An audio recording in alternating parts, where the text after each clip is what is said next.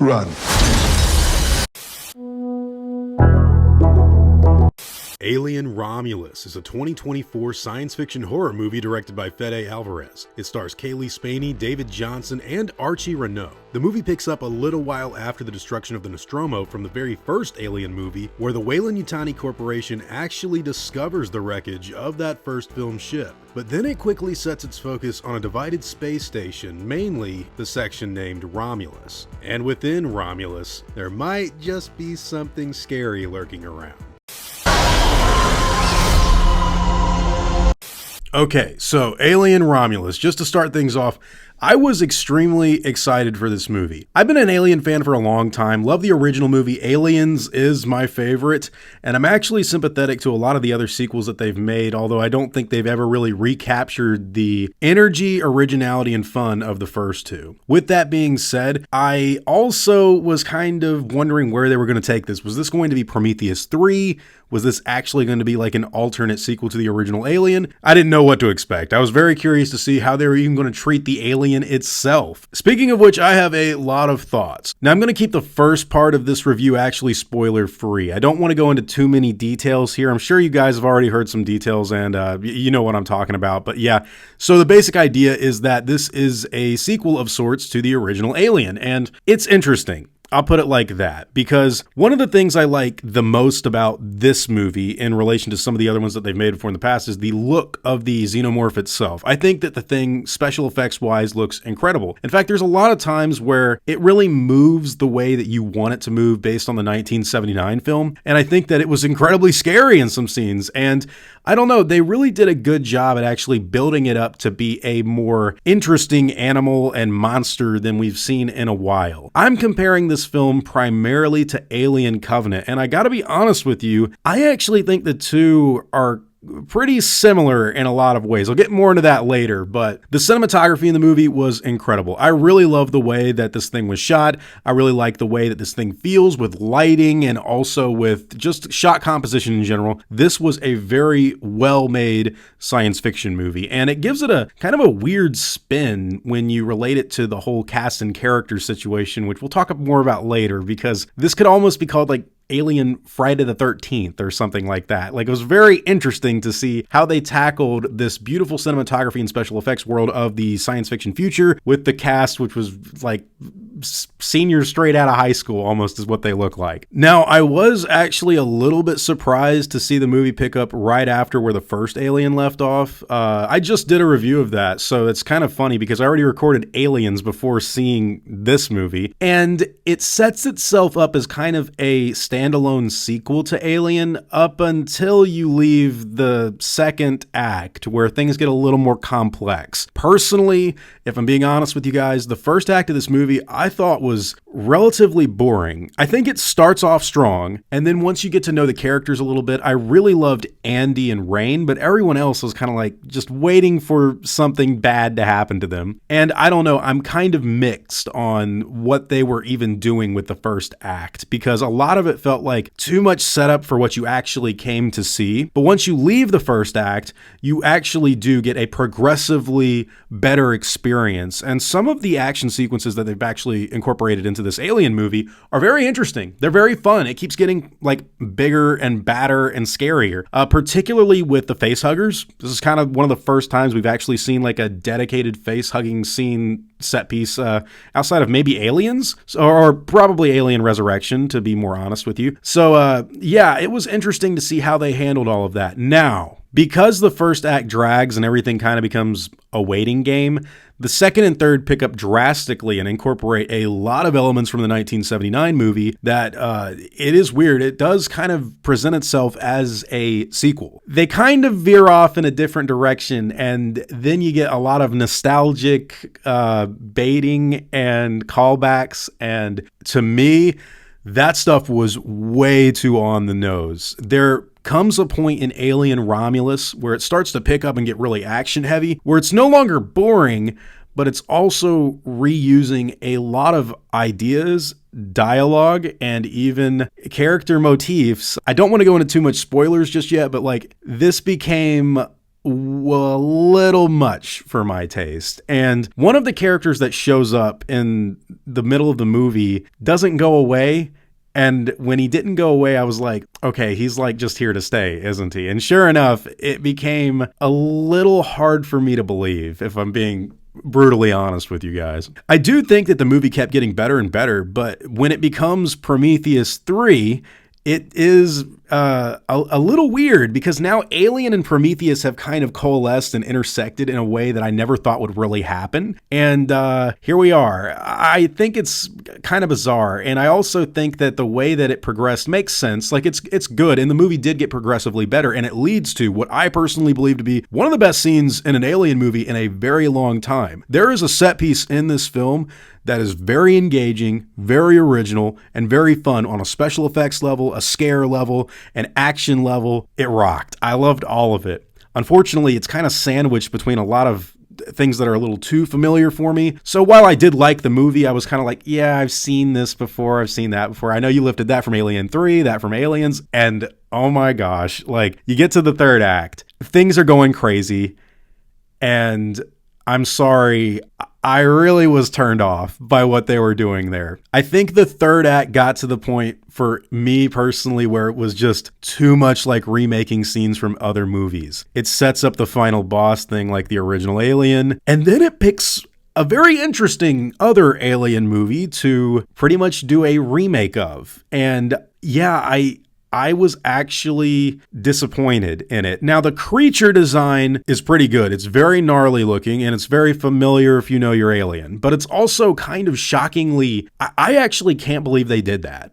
And I say that as someone that I think it's a novel idea, but I also think it's something that just rubbed me the wrong way because it's literally a remake of another Alien movie. I'll talk more about it in the spoiler section of this video, don't worry. But overall, Alien Romulus is something that I feel very mixed about. I can acknowledge the fact that this is a very well shot movie with very good acting, to be completely honest with you, and extremely good special effects. One scene in this movie is so good, so original, and so awesome to see as an Alien fan. It's just unfortunate for me that everything else feels like it was kind of a cool set piece, but it was copying another Alien or Prometheus movie. So yeah, overall, loved what they did connecting it to the first Alien. This is a technically good movie. I just don't personally think I will rewatch this as much as some of the other ones. I've heard some people say this is the best movie since Aliens, and I'm like, I'm not sure. I don't think so. Like, personally, I have to say, as someone who was never 100% hating Alien Covenant, these two movies are very similar. And this one copies some stuff from that one. And I'm actually like, I don't really understand why people are walking away from this one the way they are, other than the fact that it is beautifully made and technically a good film. So yeah, those are basically all of my reactions that I have to say without going into spoilers. If you'd like to learn more, just keep watching because I got a lot to talk about. So this movie has some incredible ideas connecting it to Alien 1. Big Chap, like, actually in the film, the whole opening 5 minutes, I was like, I'm gonna like this movie. This movie's cool. This movie's getting Alien right. And then it gets really boring. Everything to do with the mining planet. I like the setup of Rain and Andy.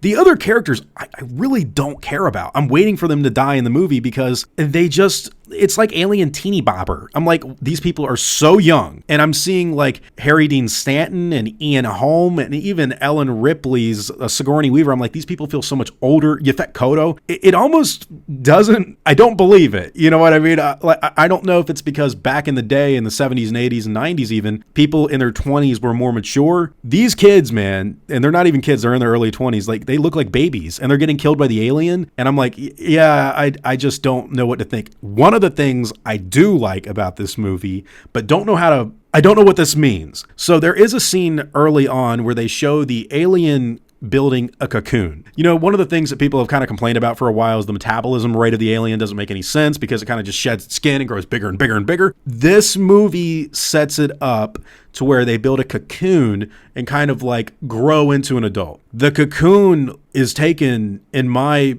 opinion, and I'm glad I reviewed this movie before watching this over a year ago, the cocoon is from Species. It looks identical to what Syl does on the train in Species. And knowing that H.R. Giger did both films, like on a design standpoint, both the Xenomorph and Syl, I was actually really surprised to see that, especially in relation to the end of the movie, because I was like, I don't think the filmmakers are trying to say Species is canon to Alien. I don't think that. But on a technical level of like design, we're talking way too similar. The metamorphosis of everything that's going on is in the same vein and lore that is in a Species movie. So I was kind of shocked. I was like, wow, I don't know how to feel about that. And then as the movie progressed, things got even more crazy with the callbacks. There's the get away from her line. There's the scene where the elevator's going down, almost like they're getting shot out of the airlock at the end of Aliens and they're hanging on. There's the scene where they've got the torso of an android, just like Bishop in Alien 3. And speaking of the android, Rook in this movie, played by artificial intelligence, CGI, Ian Holm, I think is a little disrespectful to the actor that has passed on. It reminded me of Tarkin in Rogue One. At first I was like, okay, this is cool. We've got like another android model, just like, and it makes sense, but then he doesn't go away and he basically becomes Ash 2. And I was like, I feel like this is a little unnecessary. The Snapchat filter Ash, like trying to be the villain of the movie. There's other stuff in the film that was very interesting with the Prometheus aspect that I didn't really expect them to go into, but it is, for all intents and purposes, Alien 1.5 / Prometheus 3 up until you get to the end where it is a literal... I was shocked that they remade Alien Resurrection. That to me was so egregious and strange. The offspring creature has the body of the newborn from Alien Resurrection. As soon as it's born, again, in like an egg, like a baby in an egg. I'm like, this is Species. This is Species. And then the offspring grows and it's like a Slender Man engineer with the newborn body and a xenomorph tail. I'm just thinking to myself, let me guess. It's going to kill the mom, just like the newborn killed the queen in Alien Resurrection. It does. And then it had its back turned to the camera, just like an Alien Covenant, where it was eating the person. And I knew immediately after that, I'm like, let me guess. Kaylee Spaney is going to suck it out of the ship somehow with the alien acid blood. It happens. I gotta say, man, that whole ending, while the audience got a great reaction out of that, they also clapped at the get away from her, you... Today, Junior! I don't hate the film. I think it's very interesting. I also feel like it didn't have to copy all the Alien movies so spot on, because the movie's beautifully shot. It's acted well enough. The kill scenes are fun.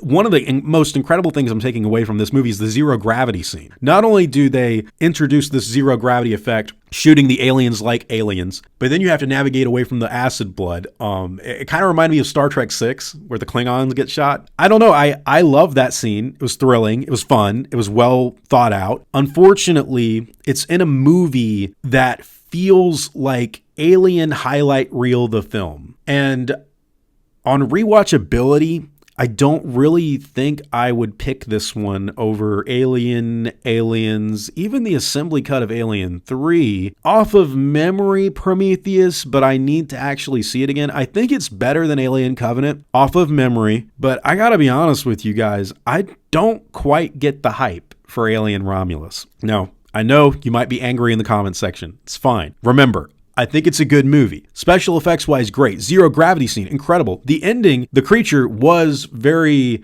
scary, but being a shot-for-shot remake of Alien Resurrection, taking a lot of things and cues from not only Alien, but Aliens and Alien 3, and then Prometheus and Alien Covenant, there's not much original in this film. So I'm left walking away very mixed. I'm like, while I can acknowledge it was shot very well, and while I can acknowledge it was pretty good, I just can't really find myself picking this one on the shelf when I've got Aliens. Or when and I know that's a tall order. Like, I get it, but I'll be honest with you, even on an entertainment value level, this is where you're probably going to throw tomatoes at me. I think I'd rather watch the Alien and Predator fight in the first AVP movie.